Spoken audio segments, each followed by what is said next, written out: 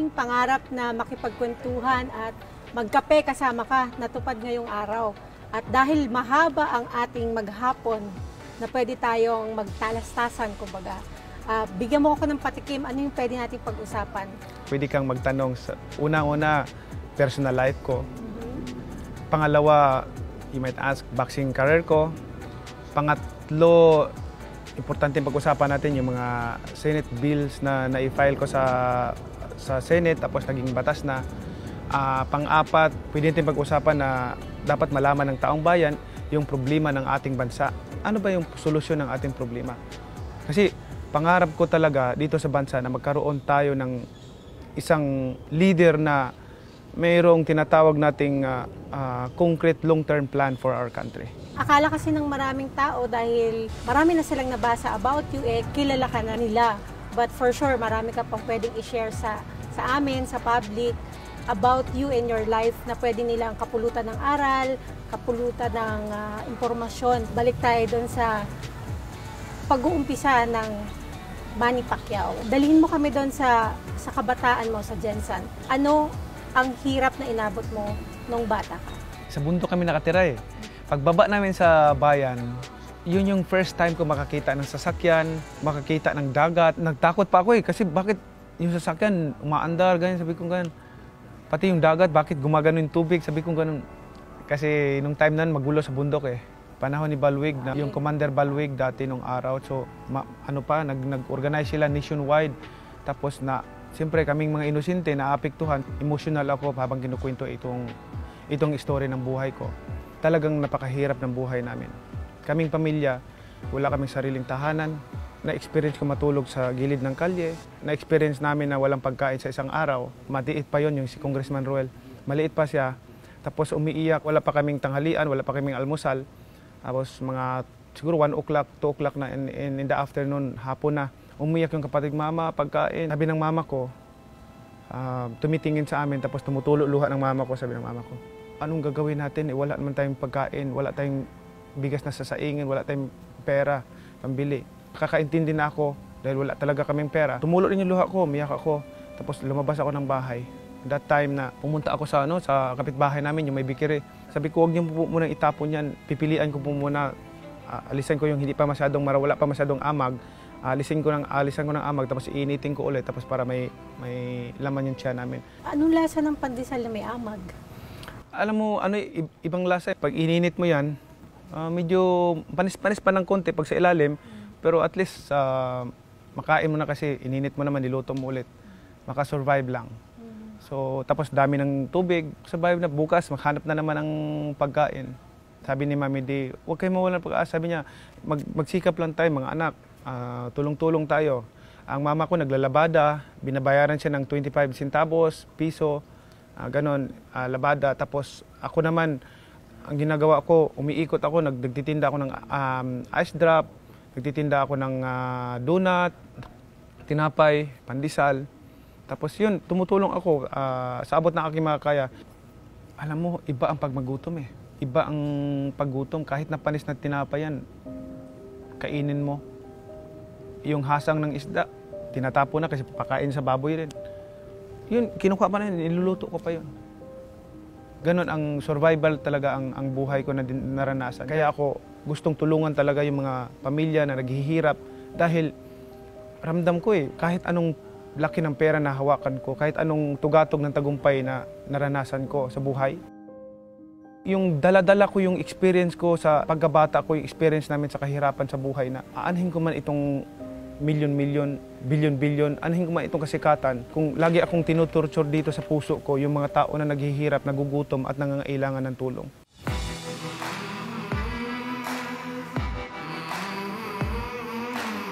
Marami kang mga naging issue, kontrobersya. Si Manny Pacquiao, hindi perpekto, nagkakamali. Isa na akong naranasan ko nung araw na pumasok sa isip ko yung kasikatan.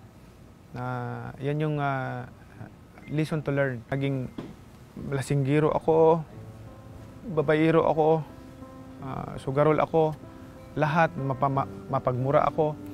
Pero nung pumasok ako sa politika, naging congressman ako, sabi ko, alam nyo, sabi ko sa asawa ko, babaguhin ko yung sarili ko by God's will, God's blessings. Sabi ko, kaya ko. Gusto ko maging halimbawa kasi kung magsisigaw ako na ito gawin ko, pagbabago, sa sarili ko hindi ko kayang baguhin eh. Kasi naniniwala ako na ang tunay na pagbabago sisimulan mo sa sarili mo. Kailangan mo ng pananalig sa Panginoon, bigyan ka ng strength to overcome all those trials and temptation in your life. You need to be strong, especially in your relationship to God, and to be firm to achieve your goal as a good public servant. Most of the Filipino people knows my vices before, di ba? May casino ako, may club ako, may mga manok ako, nagsasabong ako, marami akong mga babae. Nung na-realize ko, nung naging public servant ako, pag sinabing public servant, kailangan maging halimbawa na padre de pamilya. Maging halimbawa ka sa mga tao na pinamumunuan mo. Fair but firm. Kung ano yung tama, yun ang tama. Puna, kritisismo, pagbabash ng mga tao, paano mo shield yung pamilya mo, yung mga anak mo, yung asawa mo? Dahil hindi yan matatapos di ba? Ito yung sinasabi ko sa mga anak ko, sa pamilya ko. Sabi ko, maraming mag-criticize sa'yo. Maraming magda-down sa'yo. Crab mentality. Yan ang mayroon tayo dito sa bansa natin, yung crab mentality. Instead na awayin mo, kasi sa Bible, nagsabi ng Bible ng Romans 12 verse 17, do not repay evil for evil, but be careful to do what is right in the eyes of everyone. So, meaning to say, wag mong suklian yung masama sa masama. Instead, suklian mo siya ng kabutihan. Sabi ko nga, I live my life like every day is the last. Kung mamatay ako today, so what? Kung yan ang kagustuhan ng Panginoon, tomorrow, matay ako, no problem. Ang gusto ko lang is right attitude, inspiration to the people, na maging halimbawa ka.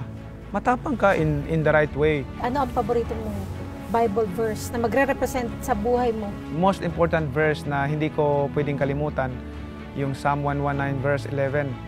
I have hidden your word in my heart that I might not sin against you. Tinatago ko ang iyong mga salita sa loob ng aking puso para hindi ako magkasala laban sa iyo. And then Isaiah 41 verse 10, sinabi doon, so do not fear for I am with you, do not be dismayed for I am your God, I will strengthen you and help you, I will uphold you with my righteous right hand.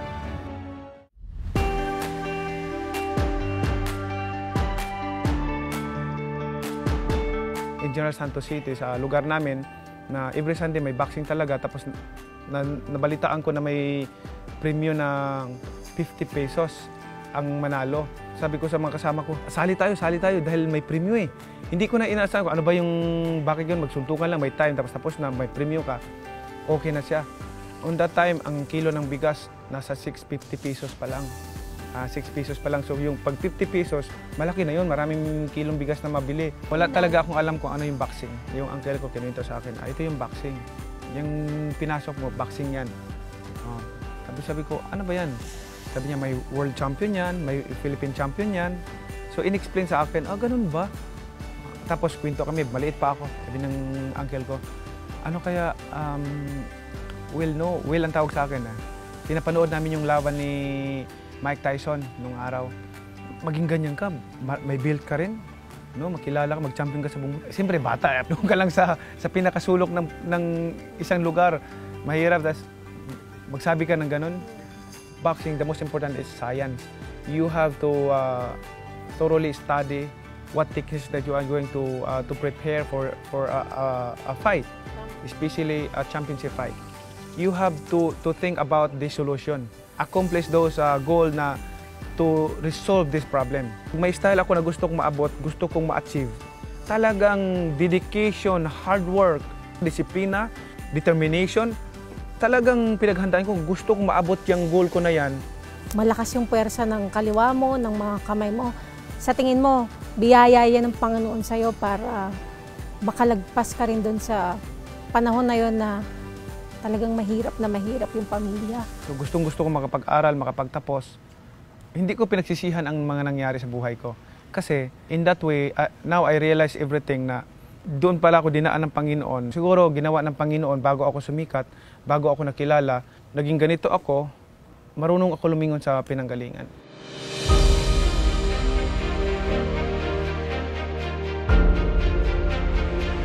Marami tayong mga scholar, marami tayong mga pabahay. Kung pera ito ng government, obligado lang na ipaalam ko sa tao na ito ang mga ginawa ko, talking about ng pabahay. Yung pabahay kasi, libo-libo na yung nabigyan natin ng pabahay, pero hindi kasi yun, sa government naman, yung mga income natin sa sa boxing, yung bawat fight, may makadagdag ako ng mga bahay.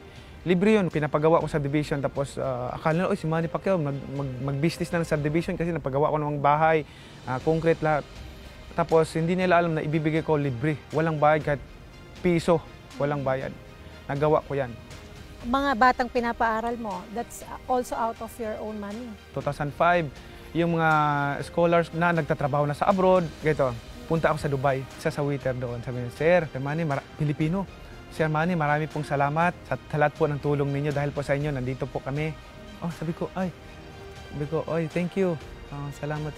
Pilipino ka pala. Oh, Sir, sabi niya, Sir, scholar niyo po ako. Nag-graduate po ako sa scholar niyo from high school to college. Tapos sabi niya, dito na po ako nagtatrabaho. Sabi ko, that's good. Natutulungan mo yung magulang mo. Tapos, I was in Japan. Kain ulit ako sa isang hotel. Hindi ko maalala. Ay, Sir, scholar niyo po kami. Dito na po kami nagtatrabaho. Mga mahirap na tao, pinaaral ko, tinutulungan ko, nakapagtapos, nakapagtrabaho pa sa abroad. Alam mo, since 2004, sumusuporta na ako ng paaral lahat. Ang dami nang nakapagtapos ng pag-aaral. God is good all the time and without God, we can do nothing. Yan ang ipinaka-importante.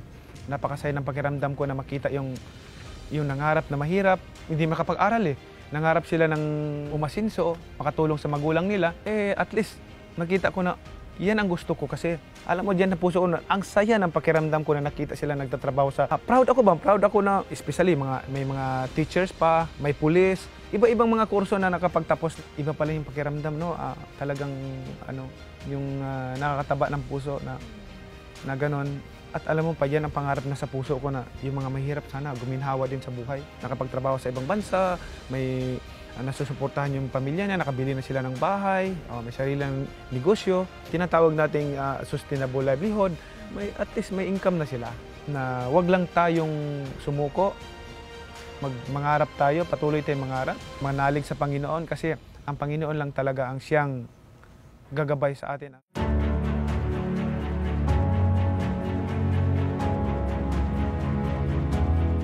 Para sa akin lang, as a public servant, kailangan may resulta. Kung may pangarap ka, kailangan gawin mo. Sa akin, importante yung action, not words. Sa pagiging politician, pag may mabagal na mag-action ng itong problema, itong gano'n, tapos walang gumagawa, minsan pag naghihiring, nagagalit ako kasi we discussed this topic, the previous committee hearing, and then after 3-4 hearings, yun pa rin yung pinag-uusapan. Sa akin, hindi pwede sa akin yan. Pag pinag-usapan natin, kailangan may resulta. Ano bang solusyon? We know already the solution. We know already the answer. But nobody's doing the works. Kaya ang mga tao nagsasuffer. Ano yung mga nagawa mong batas nung ikaw ay congressman? As a congressman, hindi lang mga batas yung mga farm-to-market roads, hindi simentado, ilang oras, araw kung magbiyahe yung mga para bumaba lang, walang sasakyan. So ngayon, at least, simentado na coast to coast ng probinsya, and then most of the farm-to-market roads, simentado na rin. Laki ng pasalamat ko dahil in that way, beside of, although my job is a legislator, nakapag-pasiminto tayo most of the major roads in the province. Baka pwede mo naman akong pakitaan, pasiklaban, ano na ba yung mga batas na naipasa mo bilang senador? Meron tayong sa 17th Congress, mayroon tayong 94 resolutions na i-file. Meron tayong 52 bills. Out of 52 bills, 14 na po ang naging batas doon. Isa doon sa pinaka gusto ko, yung Republic Act 11227 or tinatawag natin Handbook for OFW of 2018, which is tayo ang author nun. Malapit sa akin yung OFW sa puso ko. At meron tayong Republic Act number 11223, Universal Healthcare Act, co-author tayo doon. Republic Act number 11163, National Bible Day, author tayo. At Republic Act number 11239, abolishing the road board. Na-abolish natin yung road board, nakadagdag ng funds, malaking budget na naidagdag na magamit pa ng government. We are talking at least minimum of 60 billion pesos. So yun yung naidagdag natin taon-taon. Isa sa mga pinasa natin din yung sin tax, which is tobacco tax and alcohol tax. Kasi ito yung gustong i-explain sa taong bayan na bakit dyan ako gustong magtaas. Hindi na deserving ang mga tao na magmahal palalo lahat ng mga bilihin eh. Yung mga basic commodities na ginagamit ng tao. Nakapag-generate tayo para sa government at least minimum of 80 billion a year. So malaking tulong yun kung ano yung fundingan ng ating gobyerno, especially yung universal healthcare na naipasa natin. So at least may funding na para sa mga tao. Pinapakinabangan ng taong bayan ngayon. Mas mabuti pang mahal na lang ang sigarilyo, mahal yung alak, kaysa magmahal yung bigas. Magmahal yung bigas, asukal, kung ano yung mga sinasabi ko basic commodities. Gano'n ka hands-on pagka gumagawa ka ng batas? Kailangang pag-aaralin. Nakagawa tayo ng batas na nakakatulong sa ating mga kababayan na nakikinabang. I cannot compromise my commitment to the Filipino people kasi nandito ako sa posisyon ko dahil pinagkatiwalaan nila ako. And ang promise ko sa kanila, I will not let you down. Sabi ko, gusto ko maging proud kayo na si Manny Pacquiao isinalin ninyo sa sulat, sa balutan ninyo na ibinuto ninyo pinagkatiwalaan.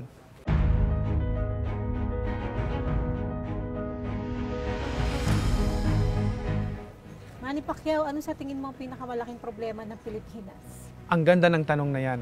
Kung ang bahay natin gumagastos ng 100,000 a month, ang bahay kumikita lang ng 50,000 a month. Sa tingin mo makasurvive ang bahay? That's the situation of this country. Yan ang nakikita ko na very alarming to our country, to the Filipino people. Na lalo pa tayo mag-suffer kung hindi natin maagapan yung problema na yon. The 2021 budget, proposed budget is 4.5 trillion something. But you know how much the income of the government, of the nation? It's only less than 3 trillion. So 3 trillion, babawasan pa yan sa mga subsidized agencies. Magkano uutangin natin?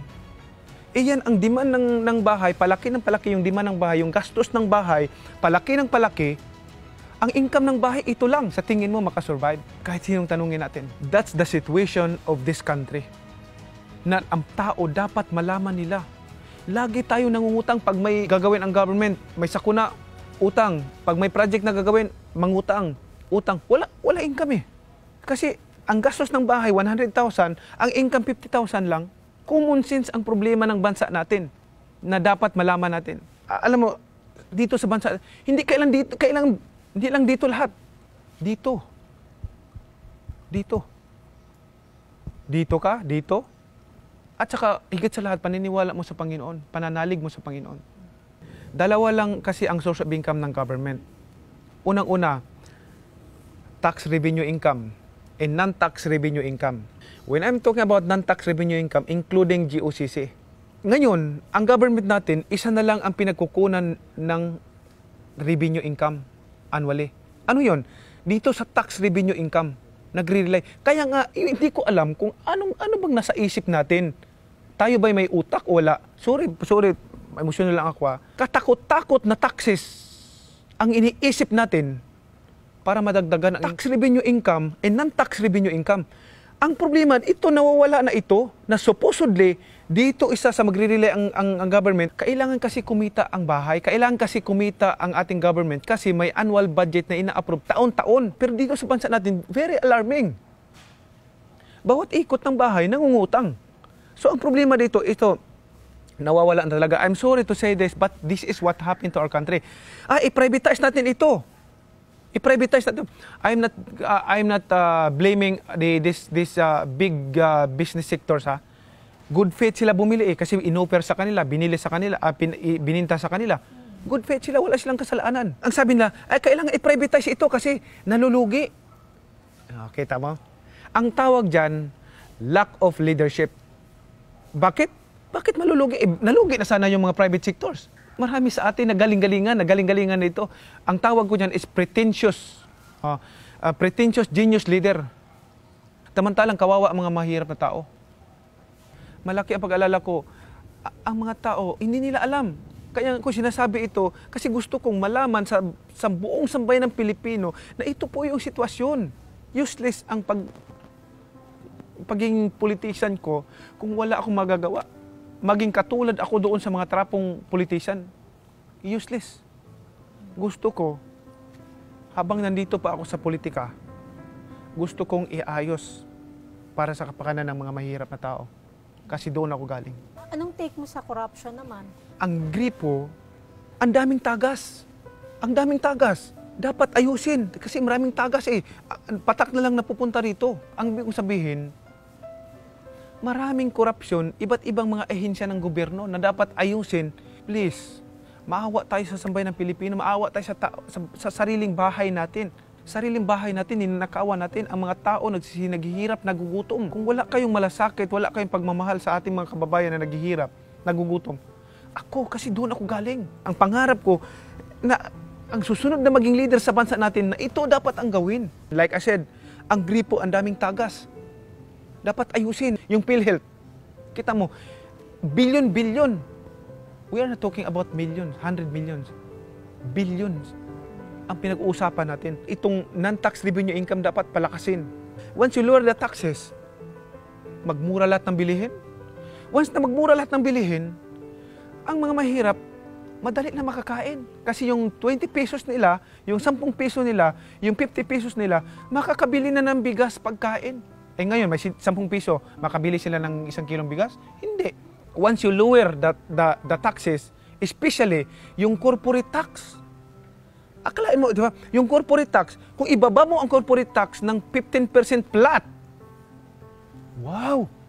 Para tayong imbudo. Lahat ng mga business sectors, mga malalaking company, lahat ng mga dito mag-invest sa atin. Kasi makakumpit na tayo in other country like Singapore, like Malaysia, Cambodia. Ang taxes kasi nila sa Thailand, ang taxes nila ay 20%. Yung corporate tax nila, 20%. Yung Singapore naman, 17% ang corporate tax nila. Eh sa atin, 31% or more or less 31% ang taxes natin. Eh kung ako investor naman, ako magnegosyo, bakit ako mag-invest dito sa Pilipinas? Ang pangarap ko, lower tax, corporate tax, 15%. Pero hindi mo magagawa kaagad dyan, hindi mo magagawa yung 15% corporate tax, iluluwer mo lahat ng taxes dito sa bansa natin. Pangarap ko, alisin yung 12% VAT, yung mga taxes, flat, 15%. Individuals and corporate tax. Sabi nila, anong alam ni Manny Pacquiao? Kaya ako sinasabi itong problema na ito. Ito yung problema, ito yung solusyon dapat. Yung mga tao kasi, sabi niya, kailangan, I have to speak good English, I have to speak perfect English to prove that I am a good leader. No. The most important for a leader is this. If you already know the problem, you know how to solve the problem. That's what we need. In this pretentious genius politician, trying to speak good English, perfect English, to impress people. And that's what happened to this country. Ngayon, ano ba yung sinasabi ko na solusyon? Once you lower the taxes, corporate tax, and individuals, once you lower taxes, malaking ginhawa sa tao yan. Malaking ginhawa sa mga investors, mga business sectors. In that way, domino effects. Ano yung domino effects na yan? It will create more jobs for the Filipino people. Ang mangyayari niyan, ang trabaho maghanap ng tao, hindi ang tao maghanap ng trabaho. Diyan yan sa economic growth natin. Water supply, electric supply, telecommunication. Yang tatlo na yan, based on my study, pag-aaral ko, yung tatlong company na yan, makapag-generate sa government annually, at least hindi bababa ng 3 trillion annually. Sa tatlo lang yan ha, ikaw leader, ikaw namumuno sa bahay. Ikaw namumuno ikaw galingan mo, sikapin mo na ang bahay na pinamumunuan mo, earning enough to cover up the annual budget, the monthly budget. Kasi pag maganda yung growth and development sa bansa natin. Yung mga pag-rebuild nila sa government, mababawasan yun kasi magkakaroon sila ng trabaho, magiging highly urbanized na lahat buong sulok ng mundo. Because, why? Because the economy is growing. That's what I'm talking about. The more investors coming to our country, the more the Filipino will benefit from that. Yun yung solusyon natin na palakasin nyo na lang natin yung non-tax revenue income, lower natin yung tax. In that way, makakaahon tayo sa kahirapan. Ngayon, kung ang bahay gumagastos ng 100,000 a month, kumikita ang bahay na ngayon, mababa taxes, nakaginahawang mga tao, makabili ng murang pagkain, kumikita ngayon ang government ang bahay ngayon ng 200,000. Ang gastos ng bahay monthly, 100,000 lang. Abay, may 100,000. Ito ang gagawin. Ang 50,000, ibabayad mo sa utang. Laki ng utang natin eh. Ang 50,000, ibabayad mo po unti-unti. Ang 50,000 is saving mo yon kasi anything na project na emergency, may mga emergency like ditong sakuna, hindi natin in-expect ito. Mayroon tayong funding, hindi tayo mangungutang. May i-develop na skyway o subway system. Hindi mangungutang bahay kasi may pundo. Yan dapat ang mindset natin. For this country, we need a concrete long-term plan. When I'm talking about concrete long-term plans, we are not talking about 6 years, 3 years. We are talking about minimum of 30 years to 50 years. Yan ang dapat malaman ng taong bayan kung anong sitwasyon ng bansa natin ngayon. Gaano naka-alarming yung utang ng Pilipinas? Napaka-importante na malaman ng taong bayan kung magkano na yung utang natin. Ang utang natin ngayon, ang utang natin ngayon nasa 9.6 more or less 9.6 trillion. Ganyan kalaki ang utang natin. Kung equivalent mo na ang bawat Pilipino, hindi ipapanganak pa lang, may utang na siya na more or less 84,000. 84,000 ang utang ng isang tao.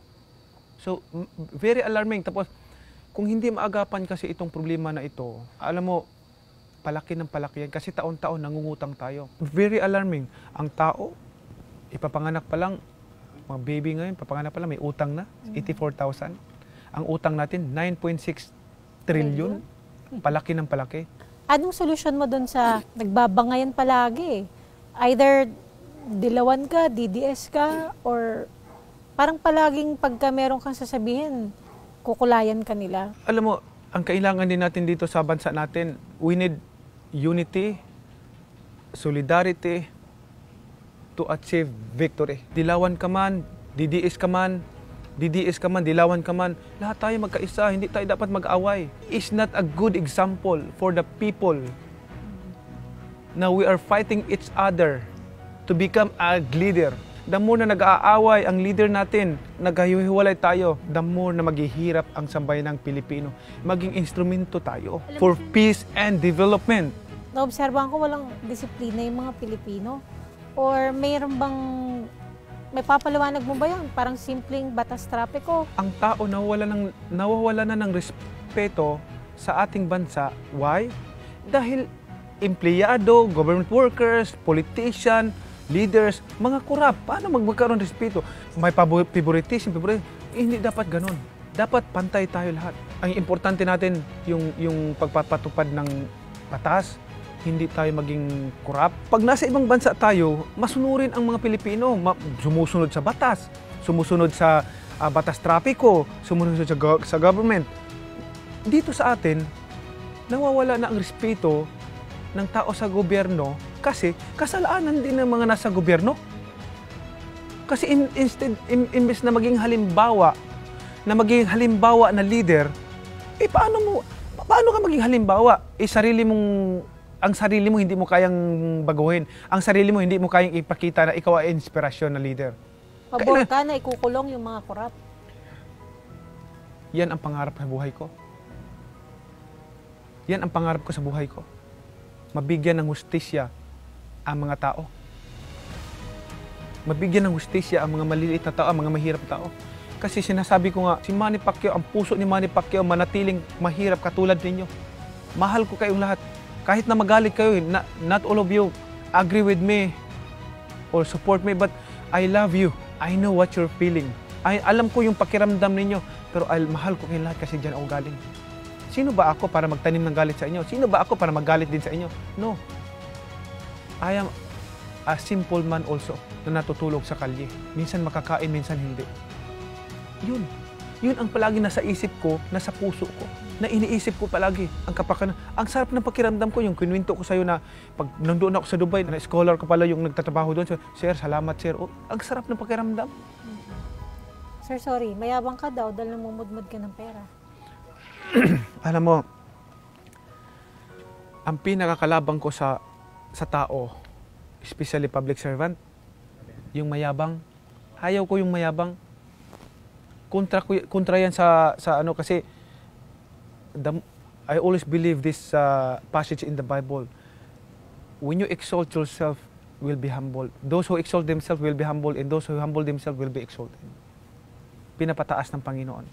Kaya yan yung ano ko, I'm hoping na talagang itong problema natin sa traffic. You mentioned sa traffic kanina. Sa sobrang mga sasakyan dito sa Metro Manila, walang nadagdag na daan. Ang dahing solusyon na dito, dagdagan yung mga skyway, subway system, dagdagan yan. Kasi wala na eh. Bakit? At bakit naman nandito lahat ng tao? Bakit naman nandito lahat ng tao? Kasi isa na yan sa mga pinaproblema ko na dapat natin i-resolve. Dito ang tao lahat kasi dito ang ekonomiya. Dito may trabaho sila, mataas ang sweldo. Which is, kung suportahan yung Visayas and Mindanao o kaya North Luzon, i-develop doon, yung mga taga Visayas, Mindanao, hindi na pupunta dito. Yung mga taga North Luzon, hindi na pupunta dito sa Metro Manila para magtrabaho o mag-business. Hindi pa develop yung Visayas and Mindanao, which is napakaganda. Dapat fair tayo. Develop the country. Alam mo, napakarami sa Visayas area, Mindanao area, dito sa North Luzon area. Ang dami nating dapat i-develop. Yung tinatawag ko na i-ano natin ng economic zone, industrial park. Importante 'yun. 'Yun po ang isa sa mga ano ko na ang makinabang yung mga tao doon. Lahat. Wala na yung mawawala din yan, malisin yung magpabundok, magrebuilde kasi may trabaho na sila kung may hanap buhay ka. Mahinis mo pa ba na magrebuilde? Pag-usapan natin yung itong salary, yung sweldo ng mga tao. Pumupunta ang mga tao dito sa Metro Manila kasi malaki ang sahod dito. Bakit ayaw nila mag-stay doon sa probinsya nila? Kasi maliliit ang sahod doon sa kanila. Yan ang isa ka problema na yan. Gusto nila dito sa Metro Manila kasi malaki ang sahod kaya kumpara nga naman sa probinsya. Ang gusto ko, across the board, nationwide, pareho ang salary standard. Yung salary lahat pareho, walang maliit, para magbalikan lahat sila doon. Ngayon, ano namang disadvantages doon sa mga business sectors sa ibang mga probinsya? There is a way, there is a solution. Bawasan mo yung taxes nila. Di ba? Kung ano yung mga probinsya na hindi pa urbanized, bawasan mo yung taxes nila. Ay di, instead nagbabayad sila ng taxes, napupunta doon sa sweldo ng tao. Sa mga magsasaka, may idea ka paano sila matutulungan? Malaki ang utang na loob natin dito sa mga magsasaka. Sila ang nagpapakain sa atin. Sila ang nagpapakain sa atin. Itong kinakain nating bigas, pagkapagkain, dahil sa kanila yon, sa pagsisikap nila. Tapos pabayaan natin sila. No, mali yan. Mali yan. Dapat unahin natin sila. Paano natin sila matutulungan, sir? Dapat ang government ang bibili sa palay ng mga mamamayang Pilipino. Na in that amount, hindi bababa. Kasi pag doon ka sa private ka, binabarat eh. Kawawa ang mga farmers natin. Na yun lang ang source of income. Sinasabi ko nga, itong rice tarification law, ang purpose talaga, maganda ang intention nito, pero hindi lang maganda ang pagka-implementa. So, we will review it. Nag-file na ako sa Senate na i-reviewin yung rice tarification kung kailangan i-abolish na kung hindi naman nakakatulong sa ating mga farmers natin. Bakit hindi natin i-abolish ang mga farmers nagugutom, umiiyak? OFWs. Itong mga OFWs, talking about them, malaki ang utang na loob din natin sa kanila. Magkanong remittance na inuuwi nila dito taon-taon? Kita, billions of pesos na ang inuuwi nila dito sa Pilipinas. Napakahalaga at bigyan natin ng importansya. Kaya nga, pag upo ko agad, i-final ko yung OFW handbook para naman extra protection sa kanila, para in case may emergency, alam nila kung sino kukontakin nila. Hindi ka natatakot na maubusan ka ng pera para sa pamilya mo? Kung lagi mo pinamimigay? Alam mo, since 2000 pa, tumutulong na ako sa kapwa. Tumutulong na ako sa mga tao. Hindi ako natatakot. Bakit? Lahat ng mga bagay dito sa mundo, ang pagmamay-ari na ang Panginoon na sinusunod ko. Ang Panginoon ang nagbibigay ng lahat. Mauubusan ba ang Panginoon ko? Ang Papa ko, maubusan ba? Noon pa ako nagbibigay ako, wala man, hindi ba naubos? Yung pagiging materialistic, iniiwasan ko. Kasi hindi yan ang kalooban ng Panginoon. Sabi nila, kung gusto mo lang tumulong, ba't kailangan pa pumasok sa politika?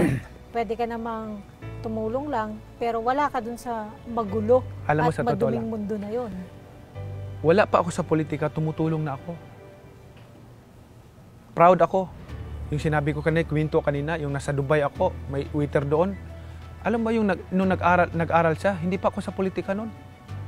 Wala pa ako sa politika noon. Yung sa Japan, wala pa ako sa politika noon, nung nag-aral sila. Tumutulong na ako. Pero, sabi ko, bakit ka pala pumasok sa politika? Sabi ko mas marami akong magagawa. Kasi nakikita ko, ang politika dito sa bansa natin, ginagawang business. Karamihan dito sa bansa natin. Alam mo, ang iniisip nila, politics is a business. Politics is not a business. It's a public service. Dapat hindi mo pinagkakitaan yung politics. Importante, tunay na may malasakit at pagmamahal sa ating bansa. You don't need to pretend. You need to pretend that you are genius or smart enough to impress people, to deceive people. Hindi na uso ngayong panahon na yun. Importante yung madama ng mahihirap na tao, madama ng maliliit na tao, maghihirap na pamilya, na mahal sila. Yun ang importante. Which is, hindi ako magsasabi ng tapos. Pero sa akin, hindi ganun ang politika. Ang politika, public service, na tulungan ang mga tao. Now, if you ask me, are we going to talk about politics? No. Mas magagalit ako kung pag-usapan politika. Kasi this is not the right time to talk about politics. This is the time to have a concrete solution, immediate immediate solution for the problem. Paano yon? Nagugutom ang tao. Sama-sama tayo, tutulong-tulong tayo, mag-initiate tayo sa ating abot makakaya. Kahit sariling pera natin. Ang pera ng government, sige, okay yan. I-dole out natin sa taong bayan, i-dole out natin yan. Pera nila yan eh. Dapat magkanya, masaya tayo. Ang importante dito, kailangan sarili natin pera. Kaya ang mga private sector, private company, mga mayaman, mga tao, mga mayaman, mag-initiate na lang tayo. Tudungan natin yung mga mahirap na tao. Nagugutom, walang tahanan. Yan po, ang pangarap ko po dito sa ating bansa. Ang pangarap ko dito sa Metro Manila. Zero squatter. Imagine mo, walang squatter dito sa Metro Manila.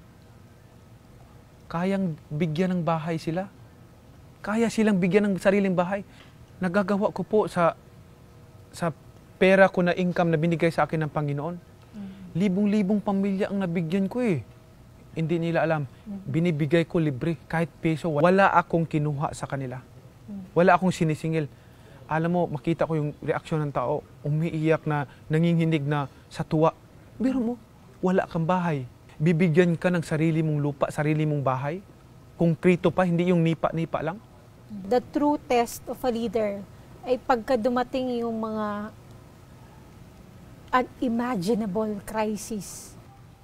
Lahat ng problema na yan may I don't want to elaborate about the solution of that question, about the solution of that problem, because I don't want to compare myself to other politicians, to other leaders. Pero sa abot ng ating mga kaya, dapat magkaisa tayo para mapaghandaan natin kung ano pa yung mga darating mga sakuna, kung ano yung mapaghandaan natin, especially kung may mga sakuna na dumarating, nagkaisa tayo, maaksyonan ka agad natin yung mga problema na yan. Yung mga nangailangan, yung mga tao, kung kailangan silang ilikas ka agad sila habang example ko lang yan pagdating sa usaping problema ng bansa natin. Ang pagtulong natin, tuloy-tuloy yan. Itong tulong ko na ito, kumbaga, blessings ito ng Panginoon sa akin. Hindi ito pera ng gobyerno. So, hindi ko kailangan i-announce. Yun kasi paniniwala ko. Pero, sa akin, initiative ko ito, tulong ko na sa biyaya ng Panginoon sa akin, sa abot na aking makakaya, ginagawa ko ito. Ngayon, kung yung mga tao na nainggit, gawin din nila, tumulong din sila na ganon. Hindi lang mga relief goods. Relief goods, sabi ko sa kanila, in-explain ko naman sa kanila na itong tag 8 kilong bigas, sardinas, noodles, may medicine kit pa, pang bata sa matanda. Oh, sabi ko ngayon sa kanila, sabi ko, ito para sa inyo, at ito namang 1,000, itong 1,000 kasi hindi lahat nandito na cover up na yung pangailangan niya. May ibang bibili ng gatas, bibili ng gamot, bibili ng vitamins sa mga anak nila. At least mayroon silang pera. Ako, nangangarap ako ng isang mapayapang bansa, may pagkakaisang bansa, maunlad na bansa, higit sa lahat. Bansa na may Panginoon, bansa na lahat ng tao sumusunod sa ating gobyerno, bansa na ang lahat ng tao nirerespeto ang gobyerno, at ang gobyerno natin hindi tinutolerate yung korupsyon. Ang gobyerno natin ini-implement ng gusto ang batas natin, mahirap man o mayaman. Yan po ang gusto kong na isang leader na maging mamuno sa ating bansa, na may malasakit, pagmamahal na tunay para sa ating mga kababayan. Ito lang maiwanan ko. If you want change, magsisimula sa sarili mo. Kung gusto mo ng pagbabago sa bansa natin, magsisimula sa bawat isa. Maging halimbawa at inspirasyon na leader. Yun po ang ano natin. We're not talking about here about tapang, about anything. We have to exercise the power of the government. We have to exercise na lahat ng tao sumusunod sa gobyerno, lahat tayo sumusunod sa patakaran ng ating gobyerno, lahat ng tao nagmamahalan, nagkakaisa, at hindi nawawala ang respeto sa ating gobyerno. Because I always believe that the authority is established by God and instituted by God. The Bible says, whoever rebels against the authority is rebelling against what God has instituted. Therefore, all of us will be bound to the authority and submit to the authority, to the governing authority. Thank you.